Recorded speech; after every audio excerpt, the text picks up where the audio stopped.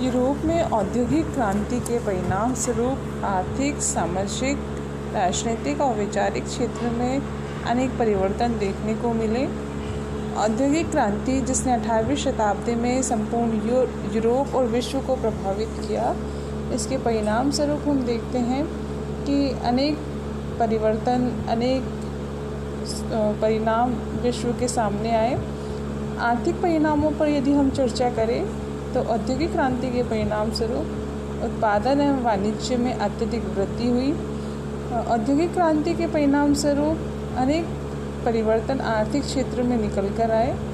ये कहा जाता है कि अब तक मनुष्य कृषि के माध्यम से अपना जीविकोपार्जन करता था, परंतु औद्योगिक क्रांति के परिणाम स्वरूप उद्योग धंधे, उत्पादन प्रणाली, इन सभी में आमूलचूल परिवर्तन आया।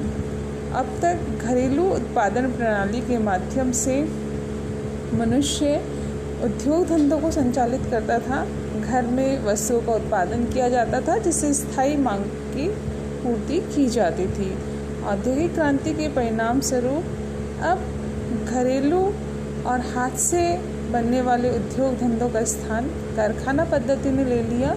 घरेलू उत्पादन प्रणाली के स्थान पर कारखाना पद्धति का जन्म हुआ। हम देखें तो यंत्रीकरण और मशीनीकरण को भी बढ़ावा औद्योगिक क्रांति के परिणाम स्वरूप मिल पाया। औद्योगिक क्रांति के लिए कहा जाता है कि इसके परिणाम स्वरूप पहला परिवर्तन कृषि के क्षेत्र में देखने को मिला। कृषि में जब अत्यधिक उत्पादन होने लगा, स्थानीय मांगों की पूर्ति करने के पश्चात भी जब अतिरिक्त उत्पादन शेष रहने लगा तो इसको उद्योग धंधों में लगाया जाने लगा। इसको बाहर भेजने की बात होने लगी तो इससे जो सामान तैयार होता था उसको अन्य उपनिवेशों में खपाया जाने लगा। अब देखिए, चूँकि कृषि में आमूलचूल परिवर्तन हुए थे, कृषि में यंत्रीकरण और मशीनीकरण शुरू हो गया था। अब छोटे छोटे खेतों के स्थान पर बड़े बड़े खेतों के माध्यम से कृषि उत्पादन किया जा रहा था। तो ऐसे में जो अतिरिक्त उत्पादन हो रहा था, उस अतिरिक्त उत्पादन को, कच्चे माल को अब उद्योग धंधों में आसानी से लगाया जा सकता था। औद्योगिकरण के लिए आवश्यक था कि कच्चा माल सहजता से उपलब्ध हो। इंग्लैंड में सभी परिस्थितियाँ अनुकूल थी और इसके परिणाम स्वरूप हम देखें तो वहाँ उद्योग धंधों का तेज़ी से विकास संभव हो पाया। औद्योगिक क्रांति के परिणाम स्वरूप जब उत्पादन और व्यापार वाणिज्य में वृद्धि हुई, ये कहा जाता है कि इंग्लैंड इतना शक्तिशाली हो गया था कि वो फ्रांस जैसे देश को चुनौती दे सकता था। अमेरिका और भारत जैसे उपनिवेश इंग्लैंड के अधीन थे। ये कहा जाता है कि नेपोलियन बोनापार्ट, जिसने यूरोपीय राजनीति को, अंतर्राष्ट्रीय स्थिति को प्रभावित किया था, परंतु 1815 के वाटरलू में भी वह इंग्लैंड जैसे राष्ट्र से पराजित हुआ, उसकी शक्ति का अंत हुआ। तो औद्योगिक क्रांति का ही परिणाम रहा कि वाटरलू का युद्ध, जो कि लंकाशायर की सूती मिलों में जीता गया, अर्थात इंग्लैंड ने आर्थिक समृद्धि प्राप्त कर ली थी, जिसके बल पर नेपोलियन को हराया गया। दूसरा मुख्य परिवर्तन जो इस क्षेत्र में हम देखते हैं, स्थानीय कुटीर उद्योग धंधों का विनाश हुआ। क्योंकि अब तक जो उद्योग या उत्पादन प्रणाली थी वो घरेलू उत्पादन प्रणाली थी। स्थानीय स्तर पर लोग, परिवार के लोग मिलकर आपस में वस्तुओं का उत्पादन करते थे। छोटे मोटे कुटीर उद्योग धंधों के माध्यम से उत्पादन किया जाता था, स्थानीय मांग की पूर्ति की जाती थी। परंतु कुटीर उद्योग धंधों की यदि हम बात करें तो कारखाना पद्धति का जन्म होने के पश्चात, यंत्रीकरण और मशीनीकरण होने के पश्चात अब ये कुटीर उद्योग धंधों का विनाश हुआ। कारीगर जो बेरोजगार हो गए थे, अब फैक्ट्रियों में, कारखानों में, मिलों में काम करने के लिए शहरों की ओर गए। धीरे धीरे करके ये व्यवस्था समाप्त होने लगी। भारत जैसे देश पर भी इसका प्रभाव पड़ा। ये कहा जाता है कि इंग्लैंड का जो सूती वस्त्र उद्योग है, उसके कारण भारतीय सूती वस्त्र उद्योग को भी काफ़ी हानि उठानी पड़ी थी। तीसरा जो महत्वपूर्ण परिवर्तन हम देखते हैं आर्थिक क्षेत्र में, वो ये निकल कर आया कि नए नए नगरों का विकास हुआ। अब तक जो छोटे छोटे कस्बे थे, जैसे बर्मिंघम है, लंकाशायर है, मैनचेस्टर है, इन सभी का विकास औद्योगिक क्रांति के परिणाम स्वरूप देखा गया। नगरीकरण हुआ, शहरीकरण को बढ़ावा मिला, लोग गांव छोड़कर शहरों की ओर आने लगे, इससे नए नए नगरों का विकास संभव हो पाया। चौथा और महत्वपूर्ण परिवर्तन जो हमें देखने को मिला वो था औद्योगिक पूंजीवाद का। पूंजीवाद का विकास वाणिज्यवाद के परिणाम स्वरूप विश्व में दिखाई देता है। नए नए उद्योग धंधे, व्यापार वाणिज्य का विकास वाणिज्यवाद के परिणाम स्वरूप संभव हो पाया था। व्यापारिक पूंजीवाद, जिसमें कच्चा माल प्राप्त करके तैयार माल खपाया जाता था उपनिवेशों में, उसका जो ज़्यादा विकसित रूप था वो था औद्योगिक पूंजीवाद का। औद्योगिक पूंजीवाद में उद्योग धंधों से अतिरिक्त उत्पादन से जो लाभ प्राप्त होता था, उस अतिरिक्त उत्पादन का पूंजी निवेश फिर से उद्योग स्थापित करने में किया जाता था। और इस औद्योगिक पूंजीवाद के परिणाम स्वरूप ही वित्तीय पूंजीवाद को भी बल मिला।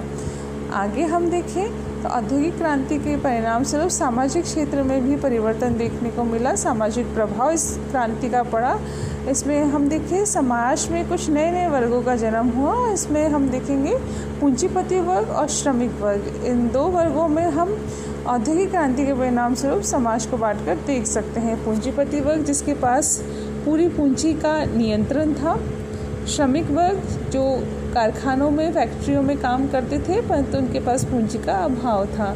तो इस तरह से देखिए मध्यम वर्ग, पूंजीपति वर्ग और औद्योगिक बुजुर्गा वर्ग, इन सभी का उदय इस औद्योगिक क्रांति के परिणाम स्वरूप संभव हो पाया। श्रमिक और मालिक के मध्य जो संबंध होते थे अब तक सौहार्दपूर्ण होते थे, परंतु औद्योगिक क्रांति के परिणाम स्वरूप अब ये पैसों के बदले संबंध पर आधारित हो गए कि जितना नगद संबंध हो गए ये कि जितना उसको श्रमिक को दिया जाता था भुगतान, उसके आधार पर उसके मालिक से संबंध स्थापित होते थे।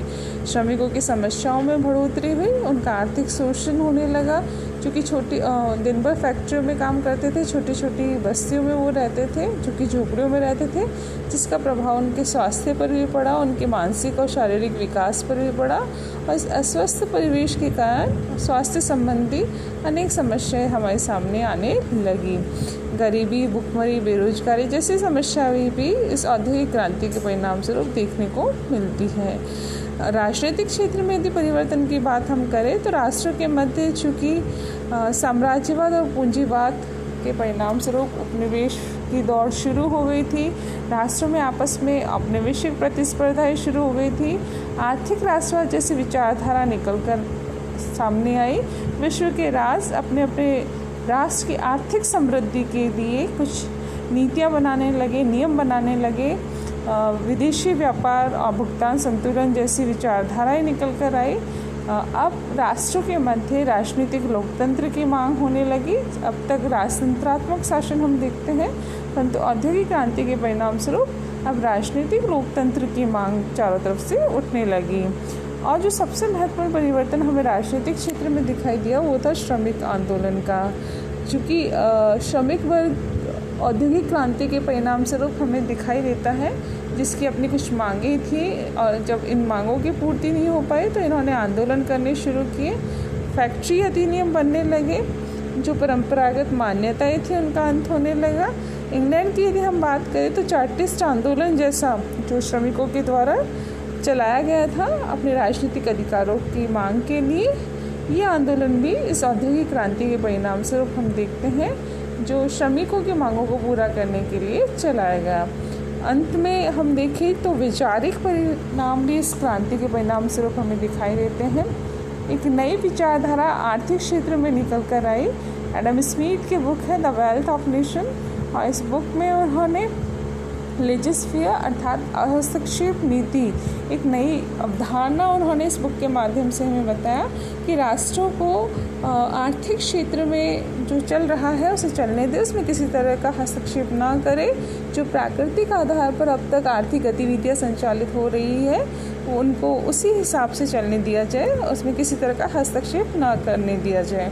एडम स्मिथ की विचारधारा, जिसको हस्तक्षेप की विचारधारा या उन्मुक्त व्यापार नीति के माध्यम से भी हम देखते हैं, ये विचारधारा औद्योगिक क्रांति के परिणाम स्वरूप सामने आई। इसी तरह देखिए जो सबसे महत्वपूर्ण परिणाम इस क्रांति का था वो था समाजवाद के रूप में।